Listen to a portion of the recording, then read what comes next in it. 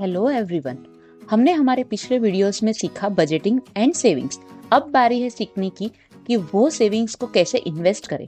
Investing के लिए बहुत सारे ऑप्शंस अवेलेबल है like FDRs, mutual funds, stock market, real estate etcetera.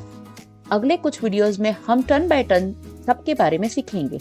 आज हम बात करेंगे fix deposit receipts that is FDR.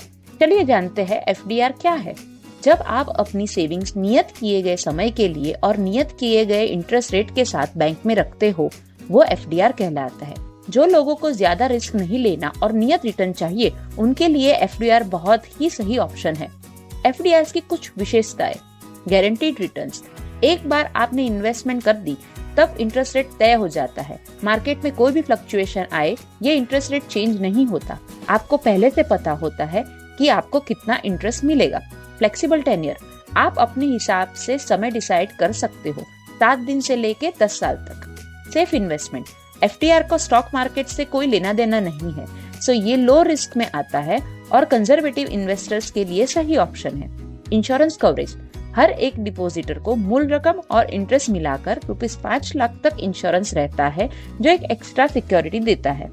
FDR कैसे वर्क करता है? आप एक नियत रकम बैंक में नियत समय के लिए रखते हो। बैंक उसके ऊपर आपको इंटरेस्ट पे करता है और समय के अंत पर आपको आपकी मूल रकम और इंटरेस्ट वापस मिलता है। जब आप डिपॉजिट बनवाते हो तभी इंटरेस्ट रेट तय होता है, सो मार्केट में कोई भी चेंजेस हो, आपको वही इंटरेस्ट रेट मिलता है। एफडीआर के फायदे: आप नियत किए गए समय के पहले भी पैसे वापस ले सकते हो। हाँ, आपको उसके लिए कुछ पेनल्टीज पे करनी पड़ती है। कुछ एफडीआर पर इनकम टैक्स की सेक्शन 80C के तहत टैक्स बेनिफिट्स भी मिलता है।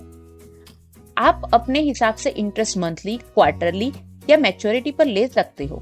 रिटायर्ड लोगों के लिए ये बहुत ही यूजफुल फीचर है। एफडीआर के नुकसान: एफडीज आर सेफ, बट उसके ऊपर के जो रिटर्न्स है वो लोअर है उन इन्वेस्टमेंट की तुलना में जहां रिस्क ज्यादा है, like share market, mutual funds etcetera. नियत समय के पहले अगर आप पैसा विड्रॉ करते हो तो उसके ऊपर पेनल्टी लगती है।